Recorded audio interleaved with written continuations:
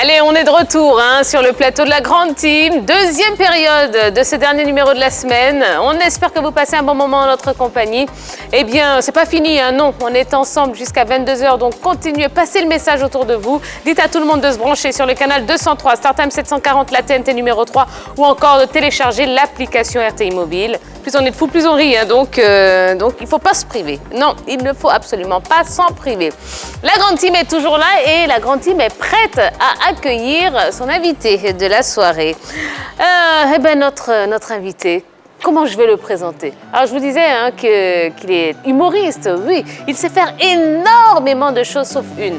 Il va vous expliquer tout sur le plateau de la Grande Team. Merci de l'accueillir comme il se doit. L'amiral en K2K ou bien NK2K. Eh oui. Voilà. Merci. Comment ça va? Très bien. Bonsoir. Tiens, ça va? Ça va très bien. Tu es à côté derrière moi ici? Non. J'ai dit que vous savez tout faire en K2K, sauf une chose. Ah, tu veux qu'on en parle? Asseyez-vous. Attends, je vais m'asseoir. La Côte d'Ivoire est un pays de dialogue. Asseyons-nous et discutons. C'est important.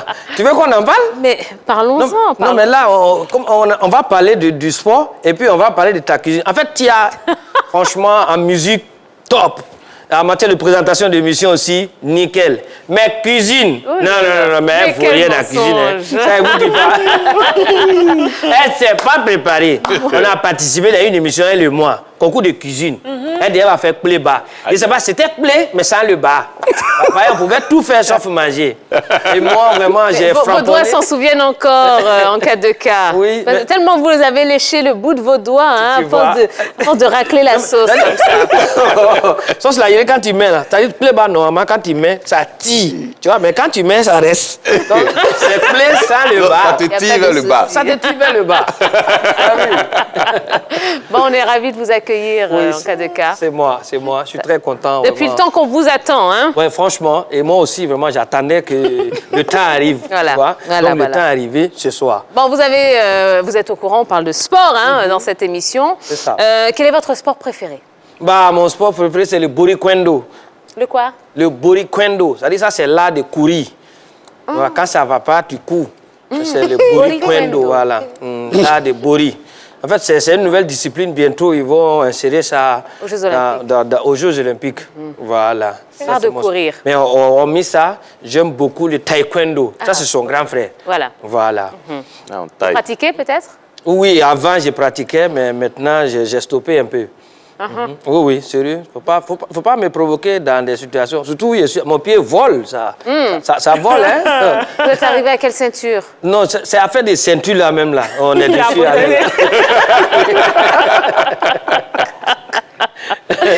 Bon, il va arracher la ceinture. Voilà. Bon, alors, si on devait comparer vos prestations scéniques et humoristiques à un sportif. Daïzoko, Didier Drogba, voilà, parce que ça dit dans toutes les situations compliquées, c'est là qu'il arrive à décanter la situation. Donc tu vois, en cas de cas, ça dit le spectacle est comment, il va toujours arriver, tu vois, à marquer le but. Donc voilà, on peut comparer mes prestations à Daïzoko. Eh, le vieux, soyez salué. Après, il est passé. On ne sait jamais. Non, mais ça vous arrive de vous retrouver sur scène et d'être dans des situations un peu délicates? Oui, mais ça arrive, ça peut arriver. Hein. Un grand comme vous? Oui, mais en fait, il n'y a pas de grand... En fait, c'est ça. C'est comme le grand frère Alpha Blondy disait, tu vois, c'est une icône, c'est un monument. Mais en fait, à chaque fois qu'il doit, ça dit, monter sur une scène pour chanter, c'est vraiment le moment où il a le plus peur dans sa vie, tu vois. Quand ça dit un monument comme ça, tu parles de ce genre de trucs, ça veut dire on peut avoir des situations bizarres sur scène, ça peut arriver. Et il faut toujours trouver la solution, tu vois, pour décanter la situation. À cause de ça, moi, il m'appelle en cas de cas. Mais si ça ne marche pas là, il faut que ça marche là. C'est de ça qu'il s'agit. D'accord. Voilà. Sinon, ça peut arriver. Alors, OK. Essayons de prendre un cas précis, un cas palpable. Vous vous êtes déjà retrouvé sur scène, vous pensez que vous êtes au super top, que c'est votre meilleure vanne que vous allez envoyer, et puis finalement, personne ne réagit. Ça vous est déjà arrivé? Oui, c'est déjà arrivé. Mais ce alors, n'était pas réaction? que j'ai raconté l'histoire, non. C'était avant même ma prestation. On était deux, j'étais avec un autre humoriste que je vais taire le nom. On était sur un gombo. Voilà, c'était au plateau dans une salle du ministère des Affaires étrangères. Donc lui, il a passé avant moi, c'était des diplomates. Tu vois, c'est des gars, ils sont toujours papier, avion, et ils rient pas comme ça. Tu vois, c'est des gars, tu peux donner le meilleur de toi-même, mais ils rient pas.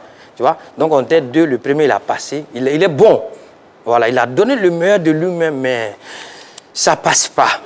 Donc il sort, juste après lui, c'est moi, je rentre. Et il me dit, Joe, les gars là, ils rient pas. Hein? Il dit, mais ils rient pas comment? Nous on est ici pour les faire ici, ils rient pas, ils vont pas nous payer. Tu vois? Donc moi je rentre, il m'a déjà averti que c'est les gars qui rient pas. Donc moi, mais quand il rentre et puis il voit les gens, ils sont assis. Donc là, il faut que je leur parle. Parce qu'on ne vous demande pas grand-chose, on vous demande des rires. Donc, dit, mesdames et messieurs, vraiment, je suis l'amiral en cas de cas. Nous sommes dans cette cérémonie pour vous apporter juste une note d'humour. Mais en fait, mon collègue qui m'a précédé tout à l'heure, il m'a signalé quelque chose. Il m'a dit que vous ne riez pas. Et ça, c'est déjà un problème. On ne vous demande pas grand-chose.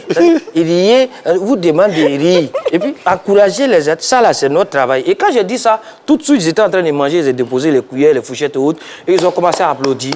Et là, tout de suite, ça fait passer mon stress. Et puis, bon, vraiment, j'ai donné le meilleur de moi-même. Ah, donc, il faut toujours trouver l'astuce, en tout cas. Même si ça ne marche pas, il faut que ça marche. D'accord. Voilà, c'est un peu ça. Alors, revenons au sport. Hein. Vous aimez le taekwondo et le borikwendo, c'est ça? Tout à fait, voilà. Est-ce que vous êtes un petit peu football? Oui, je suis beaucoup. Voilà, ah, d'accord. Voilà, OK. Voilà. Vous supportez quelle équipe ici en Côte d'Ivoire? Bon, actuellement, on est dans les complications, des difficultés. Non, il n'aime pas ça. Okay. Non, il n'aime pas ça. Il n'aime pas ça. On sait déjà. Il a dit quoi? Mais le chapeau, il a dit quoi? Le chapeau. Il a dit quoi? Le chapeau. Il a dit, nous sommes dans les complications. Difficultés. On sait. Je sais pas. Bizarrement, on pense à la Finlande. Allez-y jusqu'à la fin. Laissez-moi aller au bout de mes idées. On pense à la Finlande. Je ne comprends pas. Les Finlandais. La Finlande. Elle est dedans. Hein. Tu vois? Non, mais voilà. Donc, voilà, nous sommes actuellement dans les complications des difficultés. Mais je pense que vraiment tout va rentrer en ordre. On n'a pas le nom. Vraiment, en Côte d'Ivoire ici, vraiment, souffrez de l'entendre, mais c'est l'Africa Sport. Ça courageux. Bon, et à l'international, quelle équipe À l'international, je supporte le Real de Madrid. Voilà. Au moins, ça glace le cœur un peu. Ça. D'accord, très bien. Voilà. Mais s'ils ont envoyé une grenade contre le Barça, c'est pas... Mais comment on peut prendre une grenade pour compétir contre des personnes donc, on va en parler tout à l'heure. Ça tombe très bien. On va en parler dans quelques instants. En cas de cas, la dernière fois que vous avez mis le pied dans un stade, c'était quand? C'était lors de la veillée du Premier ministre Feu Ahmed Bakayoko. Voilà, c'est là que j'ai été au stade de Mbipé. Voilà, pour prendre... C'était pas pour jouer au foot, mais voilà. C'est là que je suis rentré au stade. D'accord. Voilà.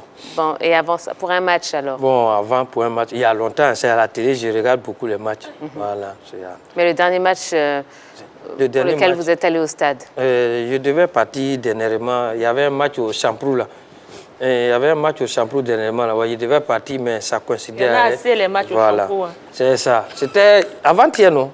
Ah, avant-hier. Ok, je vois. Voilà, je devais partir, Si. mais vraiment, je n'ai pas pu me rendre, en fait. D'accord. ça s'est pas bien passé. Alors, il y a des personnes qui aiment regarder les matchs en direct. Et puis, il y a des personnes qui ont le cœur trop fragile et qui préfèrent attendre que le match se termine pour dire ça a donné quoi? C'était combien le score là? Ça, c'est les joueurs de l'auto, là. En fait. Vous faites reconnaissez partie là-dedans. de quelle catégorie? Non, en fait, en tout cas, surtout quand c'est l'équipe nationale, voilà. Parce qu'on sait, on est déjà goumestiné. Tu vois, on a déjà le goumet.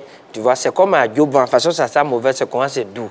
On sait, nous-mêmes, on est maso. Tu vois, quand l'équipe nationale joue les éléphants, en fait, il ne faut pas regarder ça seul. Parce que c'est important. Non, il faut regarder ça en goï. C'est important. Parce que beaucoup de choses peuvent se passer. Donc, quand tu es en goï, là, au moins, tu peux avoir du secours. Tu vois, c'est important. Parce que quand tu comptes sur eux, non, ça dit, ils ne font pas quelque chose. C'est au moment où tu ne comptes pas trop sur eux, là. C'est ça, ils gafoulent. Donc, quand tu veux regarder le match des éléphants, il faut regarder ça en goï. C'est important. Oui. Il y a trop de choses qui peuvent se passer. Quel est votre pire souvenir avec les éléphants, puisqu'on en parle? Oui, ça, c'est quand, comment on appelle ça? On a perdu... Hein? face comme à finale de la CAN, là, hein, avec... Face à la Zambie.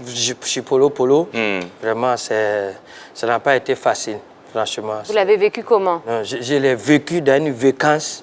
Non, mais c'est pas possible. Non, c'était fort. Qu'est-ce que vous avez fait? Non, j'ai pleuré seulement. Je vais faire quoi? Ils ne sont pas là devant moi.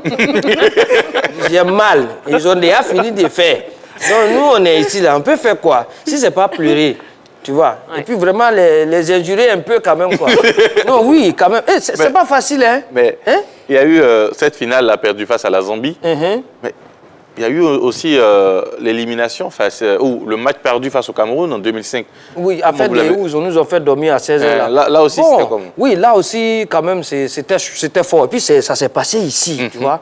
Là, ça fait plus mal quand même, hein, tu vois. Le Cameroun qui se déplace pour venir nous faire Félicia ici. Ouais, vraiment, c'était fort. J'ai envie de lui faire 3 propositions de défaites des éléphants. À la défaite face à l'Algérie en 2010, en quart de finale. Où ils ont marqué, puis on n'a pas fini de crier. Et puis ils ont... Oh non! Quand Kader a mis tchao, nous tous on dit, ouh, le temps a venu s'assortir, ils ont égalisé. Non, ils ont mis 3e but. On peut faire ça? Non. Donc, la question c'était entre les trois, entre la défaite en 2010 face à l'Algérie, la défaite face au Cameroun ici, et puis la défaite en finale.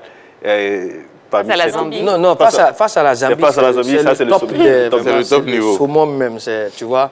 Ça c'est... Yeah, ouais. Ça fait mal. Hein, c'est vraiment une défaite vraiment qui a...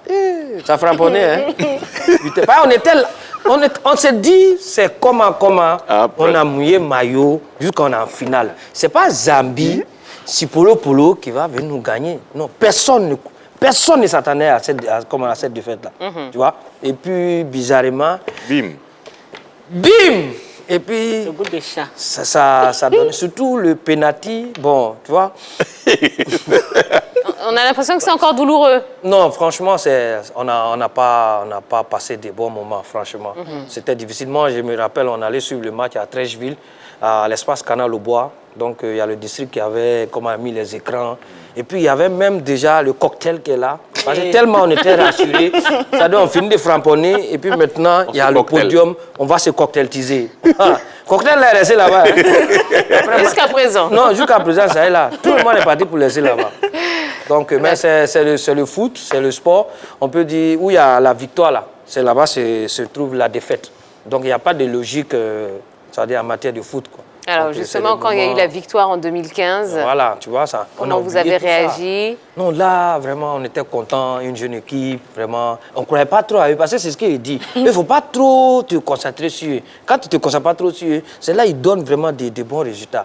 Mais quand tu es trop à fond, mais là, on dit, oh, c'est le premier match, on va voir ça. Oh.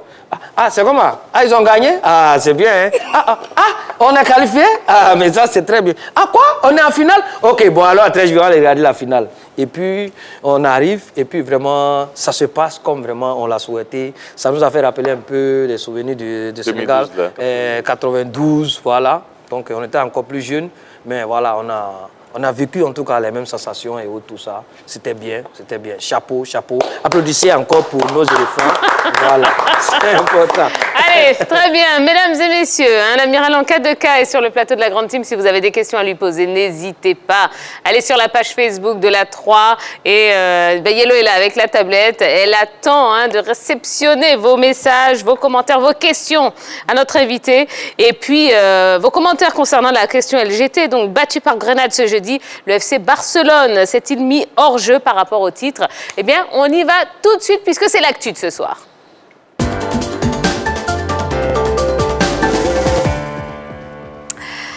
Alors qu'il était proche de récupérer la première place de la Liga, le FC Barcelone a chuté à domicile face à Grenade ce vendredi.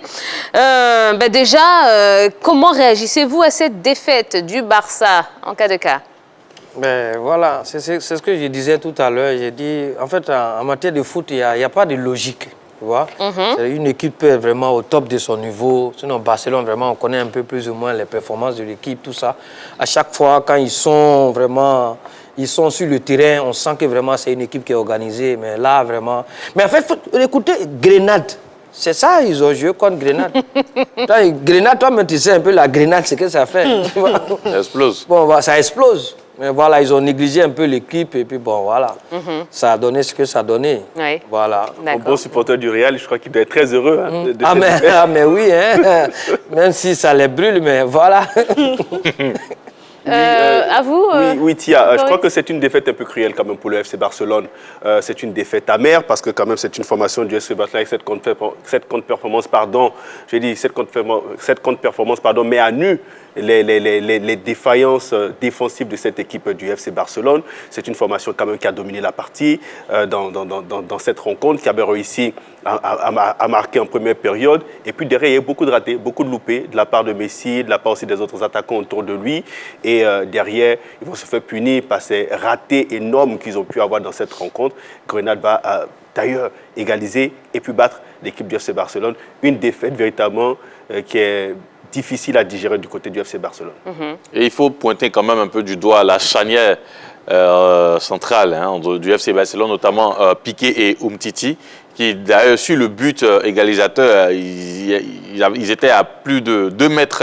L'attaquant de Grenade s'est positionné au milieu de ces deux-là pour planter sa tête et qui a laissé Ter Stegen constater les dégâts. Mais c'est une équipe de Barcelone qui, comme Yves Bourix le disait, avait la possibilité de breaker, comme on le dit, après l'ouverture du score. Derrière, ils ont eu pas mal d'occasions, notamment avec Griezmann, avec Messi. Et même après l'égalisation de Grenade, Piqué aussi a eu des occasions, quand même, des situations où il pouvait inscrire ce but-là qui allait peut-être permettre au FC Barcelone de prendre les devants. Mais bon, derrière, il y a eu tellement de ratés qu'au football, souvent, quand c'est comme cela, l'adversaire, il en profite. À force d'être acculé, il procède par contre-attaque et quand ils arrivent, souvent, ils sont lucides, ils réussissent à transformer les occasions.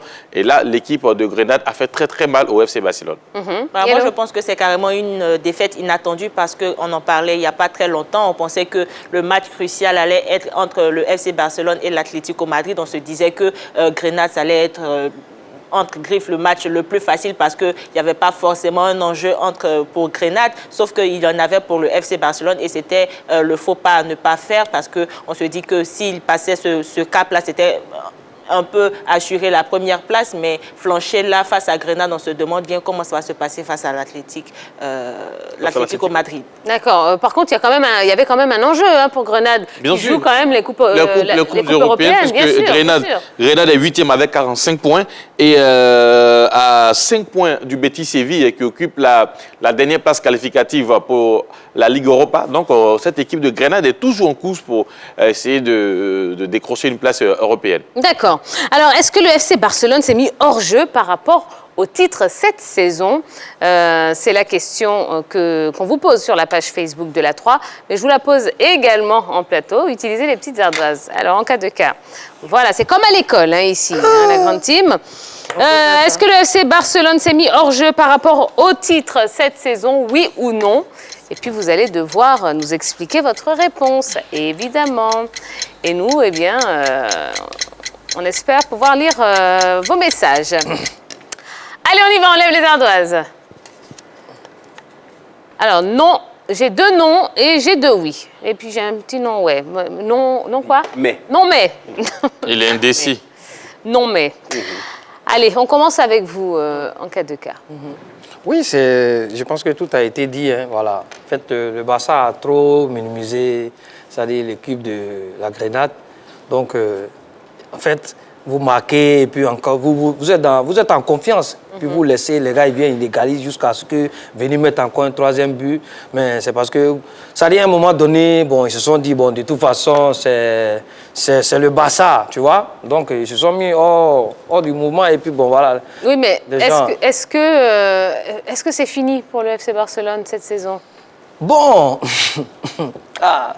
même s'ils ont une petite chance, mais c'est le football, c'est le football. Mais en tout cas, ils peuvent changer peut-être la donne face à l'Atlético, c'est ça? C'est ça. Voilà, donc ils peuvent changer la donne. Moi, j'ai dit non parce que ce n'est pas encore fini. L'équipe est à 2 points quand même de l'Atlético Madrid. Et il y a un match important lors de la 35e journée entre le Barça et l'Atlético. Donc ce serait un match décisif. Si le Barça arrive à gagner, le Barça pourra retrouver sera à égalité de points avec cette équipe de l'Atlético Madrid. Donc rien n'est encore fini.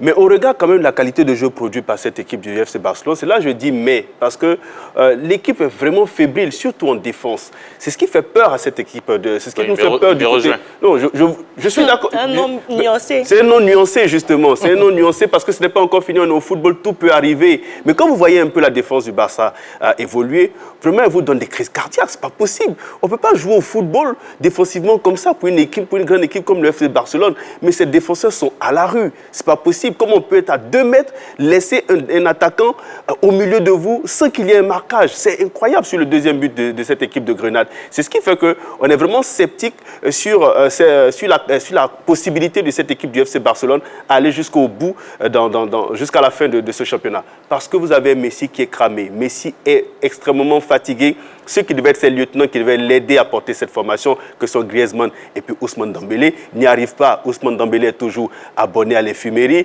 et Griezmann, lui, il brille il est abonné où ça? À l'infirmerie. Ah, d'accord, ça veut dire quoi? Il est tout le temps Messi. Ah, d'accord. Et vous avez un Griezmann qui brille chaque 2 mois ou chaque 3 mois, mais à ce niveau, à cette allure-là, on ne peut pas faire grand-chose. C'est donc du côté du FC Barcelone. En cas de cas évoqué peut-être de la suffisance de la part du FC Barcelone sur cette rencontre. Vous êtes d'accord ou pas? De la suffisance, peut-être oui, peut-être non, mais ils ont beaucoup manqué les occasions. Ils ont beaucoup manqué les occasions. Est-ce qu'ils ont sous-estimé cette équipe de Grenade? Est-ce que c'était pas malchance aussi? Donc, on ne saurait les dire, mais ils ont manqué beaucoup d'occasions. Et surtout, la largesse défensive du FC Barcelone, notamment entre Piqué et Umtiti. Il y avait un boulevard où s'est incrusté l'attaquant de Grenade qui a placé sa tête. Donc, quand même, et moi, j'ai été... Je me suis dit, mais pourquoi faire revenir Umtiti qui revient de blessure? Pourquoi le titulariser pour ce match? Pourquoi il n'y avait pas un autre défenseur sur le banc de touche? Peut-être qu'ils ont négligé cette rencontre, alors. Voilà, et le résultat, il est là. Le résultat, il est là. C'est clair. 2-1 à domicile, et là, ça complique les affaires.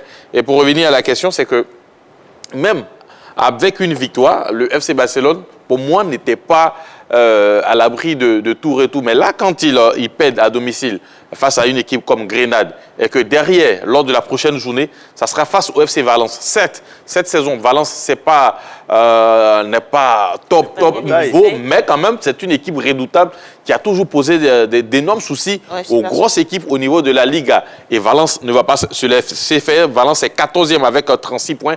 Quand même, c'est une place qui n'honore pas cette équipe de Valence qui, à mon sens, va vouloir essayer de remonter dans le classement. Et quand on sait que le FC Barcelone va se déplacer à Mestalla, ça va être très difficile. Ensuite, après Valence, ça sera l'Atlético. Donc, 2 gros matchs qui vont s'enchaîner pour cette équipe de Barcelone, qui pour moi, je pense que ça sera difficile pour eux de pouvoir revenir à hauteur des autres. Et puis, on n'oublie pas que même le FC Séville, quand même, est en lice pour ce titre, puisque Séville est 4e avec 70 points, à 3 points du premier qui est l'Atlético de Madrid. Yellow? Il l'a dit tout à l'heure, ça sera difficile, mais j'ai envie de dire pas impossible parce que tout se joue dans un mouchoir de poche. Quand on regarde le classement, le premier à 73 points, l'Atlético Madrid, le deuxième, le Real de Madrid, 71 points, et le FC Barcelone, 71 points. C'est vrai que le programme des matchs est un peu plus lourd pour le FC Barcelone que, par exemple, le Real de Madrid ou pour l'Atlético Madrid, mais je me dis que tout est encore jouable et il faudrait pas déjà dire que le FC Barcelone est... Mais c'est au vu du jeu produit par Barcelone. Parce que quand vous avez la possibilité, par exemple, de dominer Grenade qui vient au camp, c'est certainement le complexe de supériorité et que vous ne le faites pas derrière. Et surtout qu'on n'oublie pas que l'entraîneur du FC Barcelone a écopé d'un carton rouge. Donc, il va manquer les 2 prochains matchs. Ça peut compter au niveau du sprint final. D'accord. Bon, on va voir le programme des 3 équipes qui sont en tête du championnat. Et c'est Dorgeles Kofi qui arrive pour tout nous expliquer. Rebonsoir, Dorgeles. Hola, tia. Hola, familia. Allez, hola, Dorgeles. ¿Qué tal? Muy bien, muy bien. Ok. Sobre de que naturales, por favor, una siempre la Liga. Rien dit de Allez. Mesdames et messieurs. Tu as Il a tué, hein? bossé. Non, mesdames et messieurs, il s'est moqué de vous. Hein. Non, il a tout dit sauf l'espagnol. Merci beaucoup. Allez. On va regarder là tout ça sur notre décompte fois Madrid. Le samedi 1er mai, l'Atlético de Madrid se déplace à Elche au stade Martínez Valero. Le Real Madrid reçoit au stade Alfredo Di Stefano Osasuna le dimanche 2 mai. Le FC Barcelone se déplace au Estadio de Mestalla pour affronter Valence. Il habla espagnol. Muchas gracias. Et- Hasta luego, hasta pronto. J'ai envie d'ajouter le FC Séville à cette liste puisque le FC Séville va recevoir l'Athletic Bilbao. Comme je l'ai dit, c'est une équipe, on n'en parle pas assez, mais qui est en liste pour le titre puisque le FC Séville a 70 points, à 3 points de l'Atlético de Madrid. En cas de match nul de ces 3 équipes devant et que le FC Séville arrive à s'imposer face à Bilbao, Séville sera deuxième au classement, donc quand même capable de titiller tous les grands là jusqu'à la fin de la saison. D'accord. En cas de cas, quelle équipe vous voyez championne d'Espagne cette saison? Ça, on ne peut pas vite se prononcer là-dessus comme ça. Hein? Voilà. Mais en tout cas, moi, en fait, tu sais, Barcelone, je les aime. Bon, quand je dis je les aime pas, bon, c'est en matière de foot, hein, tu vois un peu. Papa souvent peut supporter à sec et puis enfin il va supporter à Africa. Ça ne gêne pas, c'est le foot. Mais en tout cas, ils peuvent sortir le grand jeu. Ils peuvent sortir le grand jeu au prochain match. Donc, en tout cas, moi, j'ai foi.